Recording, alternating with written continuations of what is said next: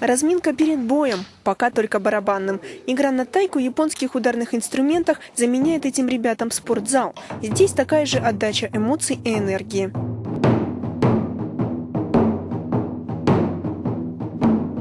Группа «Барабаны Большого Эда» – коллектив студенческий. Музыканты – будущие переводчики японского языка. Солист группы Ашим давно закончил вуз, но оставить игру на инструментах не смог. Есть в них что-то колдовское, притягивающее, уверен барабанщик. В древности четкий барабанный перестук сопровождал каждый ритуальный обряд шаманов, все военные походы. Даже лечение раненых не обходилось без этого ударного инструмента. Они как бы пошли от крестьян, то есть они играли на праздниках, на каких-то, и еще также применялось в войнах. Репетиция была короткой. Ребята торопятся на концерт японской группы «Цуруту Каме». В переводе «Журавль и черепаха». Они хотят поучиться у профессионалов традиционному исполнению.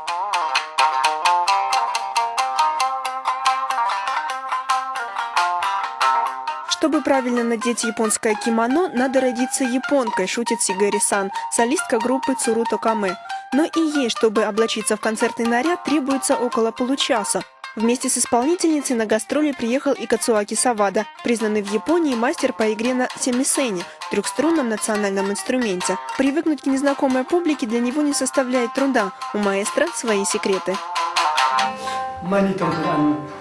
Настроиться на концерт мне всегда помогает только одно – тренировка. Я ежедневно репетирую. К зданию театра кыргызские барабанщики пришли за полчаса до концерта, но у входа уже длинная очередь. В республике много поклонников философской культуры Японии. Многие пытались разгадать мифический смысл названия группы.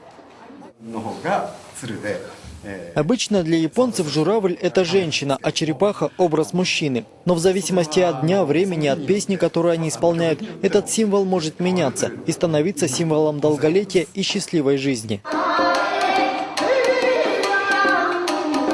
Семисен чем-то похож на русскую балалайку или кыргызский камус. Много веков назад этот инструмент был обязательным атрибутом странствующих музыкантов. Вокальное искусство японцев отличается тончайшим интонированием. Расстояние между звуками колеблется до четверти тона.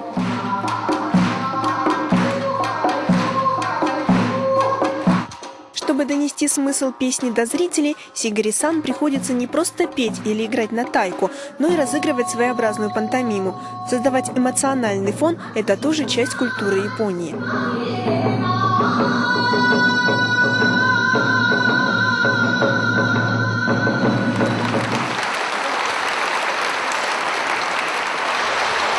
Концерт закончился, но не всем бишкекчанам удалось прикоснуться к музыкальному наследию страны восходящего солнца. Посольство Японии в Кыргызстане в рамках культурного обмена планирует в ближайшее время организовать выставку мастеров икебаны и каллиграфов. А «Журавль и черепаха» отправится с гастролями в Таджикистан.